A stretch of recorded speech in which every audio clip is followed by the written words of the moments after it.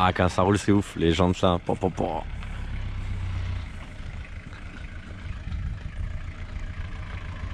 Ah, ça a de la gueule. Ah, ça fait craquer.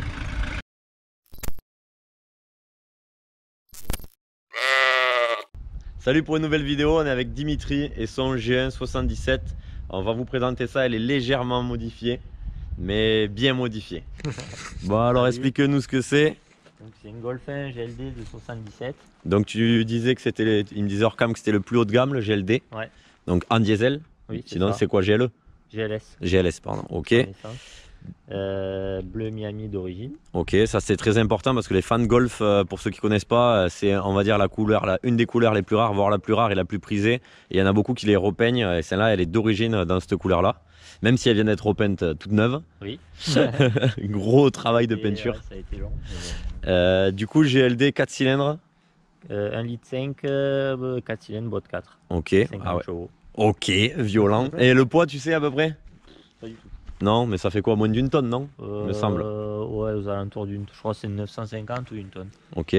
Qu'est-ce qu'on peut dire? Que c'était haut de gamme, donc il y avait tous les chromes comparé au petit modèle. Les pare-chocs chromés. Ouais. Les butoirs d'origine ne sont pas chromés, c'est en plastique. Les butoirs, c'est ça, je vais vous montrer. C'est ça les butoirs. Donc ça, c'est lui, il a rajouté l'option chrome là-dessus. Ouais, en fait, c'était monté en option sur les Swallow, les premières de 74 à 75. Et c'était une option, ça. Lui, la sienne, du coup, bon, c'est marqué, mais c'est une 77. Du coup, il a rajouté l'option. Ouais, je les ai trouvés, j'ai mis ça. Petit attelage boule de golf, comme le pommeau, on verra après. Mais après, ouais, qu'est-ce qu'il y a à dire? Au final, c'était une voiture assez 4 portes. C'était limite une familiale à l'époque, assez rudimentaire, mais qui était prisée parce qu'ils en ont fait énormément quand même, je crois, hein, des Golf 1. Pas exactement la quantité qu'il y a eu, mais ouais, il y en a eu. Il y en a eu quand même pas mal. Voilà, après, dans le délire des golfistes, on va dire, c'est que c'est une 1, petit feu, donc c'est ça. Le délire, c'est que les autres, ils ont des feux plus larges, donc moins jolis, et les pare-chocs chromés. Les autres arrivent quasiment à la plaque. Voilà, et les pare-chocs chromés, donc c'est là, et voilà, ils sont beaucoup plus prisés, et la couleur, ça y fait énormément. Et les options aussi intérieures, même si, voilà, on peut en rajouter, mais on va le voir. Ouais. D'origine, les compteurs, ça c'est d'origine. Ouais, compteur voilà. Ça c'est pareil, ça, tout le monde, tous les potes, ils se branlent là-dessus, là. Donc les compteurs, là, vous le voyez peut-être pas, mais ils sont pointus.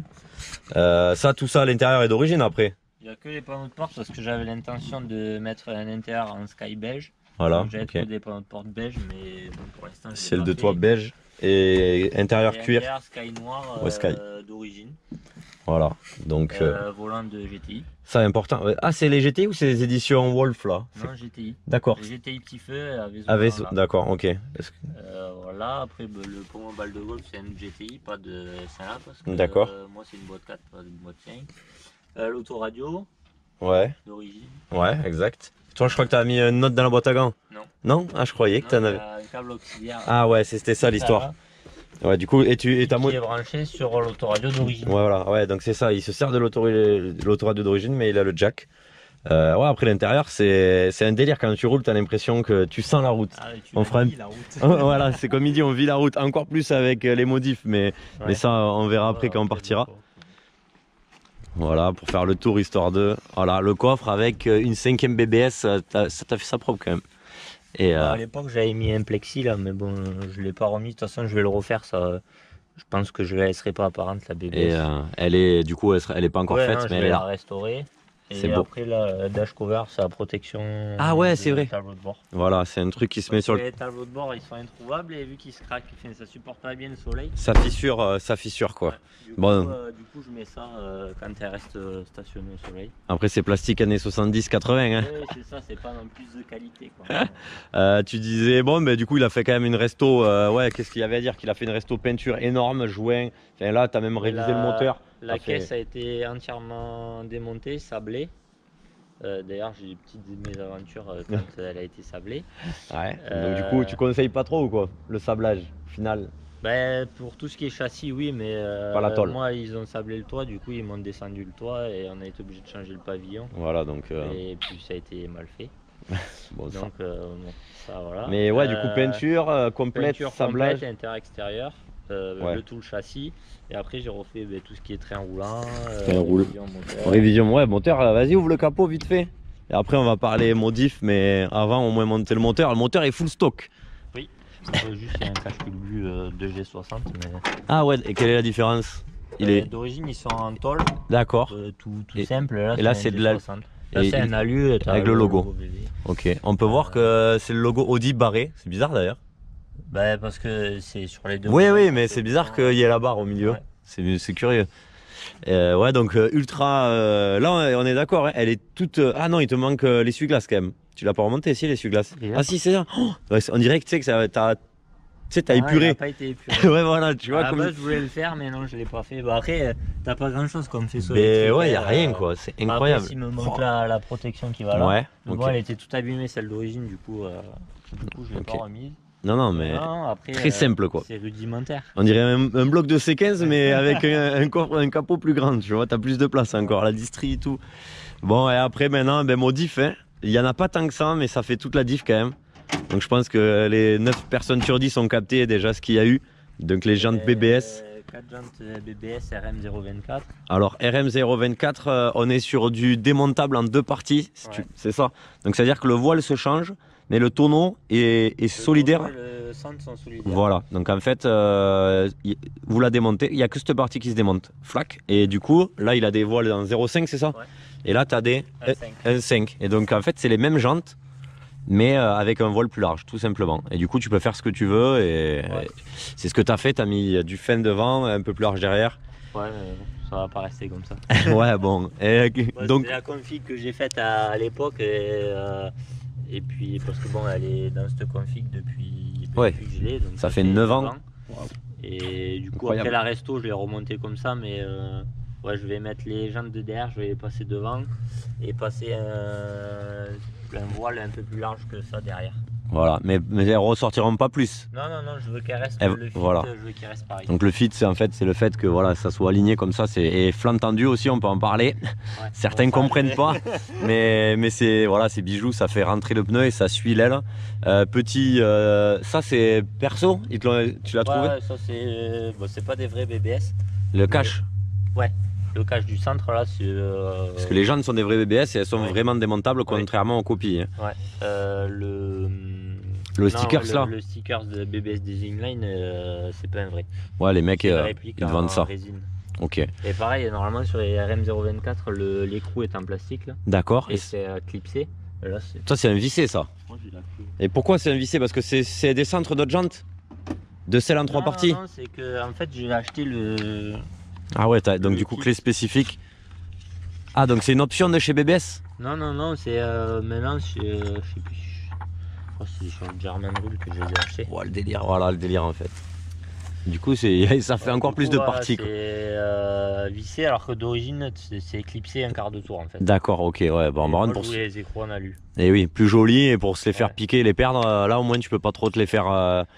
Une fois que c'est serré, voilà. Et puis, enlever, quoi. Voilà, et surtout tu les perds pas parce que c'est un peu le problème. Après, peut-être quart de tour ça devait se perdre.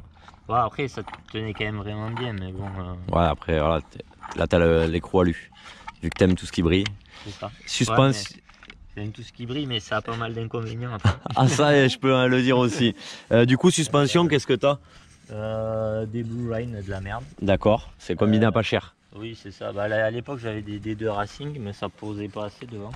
Du coup, j'avais fait des cales pour passer la tête d'amortisseur au-dessus de la coupelle d'origine. Ouais. Pour la baisser un peu plus. Les fileter, j'ai mis ça en attendant, mais ouais, soit je vais la passer sur R. D'accord. Ah ouais, t'es chaud pour R. Sur celle-là, ouais. Ah, sur celle-là, parce que lui, c'est pour ça. Ouais, pour celle-là, pourquoi pas, soit ça, soit des filetés de qualité, quoi. D'accord, ouais, ça peut être bien. T'as l'attelage du coup, bon là t'as pas la prise mais t'as l'attelage et t'as cette magnifique ligne, petite dédicace à Mika qui te l'a faite, mais magnifique, en fait il a rajouté un tube, un peu moi ça me fait penser à la Brabus pour ceux qui connaissent, et franchement dans le look c'est vraiment joli. Après, dédicace à Mathieu, c'est lui qui m'a acheté qui m'a offert les bouchons BBS. C'est vrai, dédicace alors à Mathieu, il se reconnaîtra, vous le voyez des fois dans quelques vidéos. Petit bouchon BBS et les petits stickers pas mal aussi. Quelques meetings qu'elle a fait avant la resto, ils y sont pas tous. Mais t'as bougé quand même, tu l'as roulé. Ouais, bah, elle est un peu connue. Parce que, ouais, au début où je l'ai eu, je faisais pas mal de meetings, du coup Elle a été vue avant la resto et depuis la resto, j'en ai pas. Ben oui, t'as pas trop roulé encore. Non. Mais du coup, je pense qu'à Modif, on a fait le tour. Oui. Oui, après, à part les jantes, les filetés, C'est sobre. voilà, les butoirs qui sont pas d'origine. Ouais, option, on va dire d'époque. Des bricoles, mais. Et alors, on va finir là-dessus pour la partie présentation. Après, on va les rouler. Mais ah là, ça, il faut que t'en parles. Ça, c'est Automobile Association. C'était oui, une association de l'époque où, quand on était adhérent à ça avec ce logo, on avait quelques avantages. Mais est-ce que c'était en France? C'est français ça ou c'est allemand? C'est pas français. C'est pas allemand ça? Je sais plus si c'est allemand ou anglais. D'accord. Et voilà, du coup, j'ai pas envie de dire de bêtises sur les avantages qu'il y avait, mais je crois que c'était des avantages sur quand on allait au resto ou des conneries. Des remises, oui, ouais. Pour quand on roulait quoi. Ouais, voilà. C'était un petit truc. Si ça se trouve même à la station ou quoi, va savoir. Ouais, je sais plus exactement. Je m'étais renseigné à l'époque, mais bon, j'ai zappé. Mais ouais, voilà. Bon, ben on a fait le tour. On va essayer de la rouler, de vous montrer à peu près quoi, dans nos petites routes là du coin là, très sympa. Et on est à Clermont-Dessous pour ceux qui se demandent d'ailleurs et qui sont peut-être du 47. On va aller voir ça et vous allez vous rendre compte, je pense, à quel point à quel point c'est kiffant. Mais même en vidéo, je pense que vous allez ressentir le délire. Le Massé, Mama Seigneur, boîte 4. Ah ouais, pour mon boîte 5 c'est un GTI. Ouais, c'est un Poro de GTI, mais j'en avais un enfin j'avais collé un. Ah oui, le truc 4. Ouais, mais tu vois, même celui-là, je l'ai pété en le stockant quand on a fait la resto. Tout est chelou quand même. Ouh là là. Merde. Ah, ça tient même pas les ceintures, c'est pas obligatoire.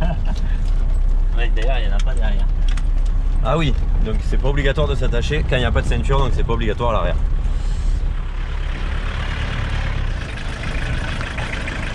Je sais pas si vous voyez comment ça bouge, mais ouais, voilà, comme il dit, c'est presque direct sur fer quoi. Ça braque pas des masses non plus, on dirait. Heureusement que c'est léger, pas de direction assistée. Non, pas besoin. Pas besoin. Petite. D'ailleurs, petite dédicace à voiture, ah, si on l'a collé ensemble. Ah, décidément. Bon après ouais, c'est pas un avion quoi. Tu montes à combien? Ouais, intéressant, tu montes à combien à fond? Parce que t'as dû taper à fond, je te connais. Oui, à l'époque, je crois que j'avais pris 150 sur l'autoroute. 150 au compteur? De chez Fond, ouais, c'est déjà incroyable. Et oui, prix assurance, tu me disais que tu payais combien? Ouais, une dizaine d'euros.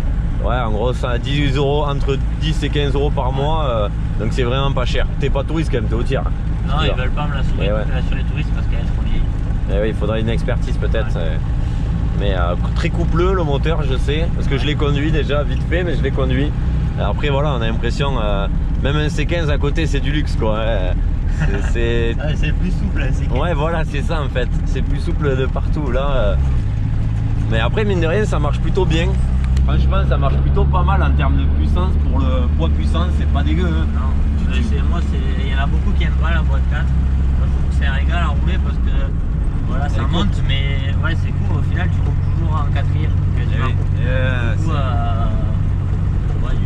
c'est agréable. Puis bon, c'est le conduite où c'est pépouze, quoi. Tu cruises et. Ben oui, voilà. Après, c'est pas une caisse pour rouler vite, ni voilà, c'est comme on fait là. Voilà, boire un petit coup après et tout, et t'es heureux. Là, franchement, c'est vraiment les routes limite, même si c'est un peu raide. Ouais. Ça en décroche la ceinture. Une fois je l'avais remis sur ses amortisseurs d'origine, c'était à vomir tellement c'est un bateau. Ah ben oui, après, oui. Non là au moins tu vis la route et je vous avoue que là on a un copain qui a la même, entre guillemets, même génération, avec un TDI 200 chevaux dedans. Ah ben ça fait peur, hein, les vitres, même là déjà à 60 t'as l'impression que ouais tu vis la route comme il dit, plus un karting qu'une voiture. Ouais. Maman la beauté. On est dans les limitations, mais on a l'impression d'aller très vite. Bon les amis, n'hésitez pas à mettre un petit like, un petit commentaire. De toute façon, Dimitri il les lira, donc si vous voulez le féliciter du moins ou parler de sa G1, n'hésitez pas. Vous abonner à la chaîne évidemment. Essayez d'aller voir aussi les autres vidéos. Il y a déjà son quad, vous verrez qu'il y a le 700 Raptor, c'est le sien aussi sur la chaîne. Un petit mot. Merci à tous et à la prochaine. Allez, ciao ciao. Ciao.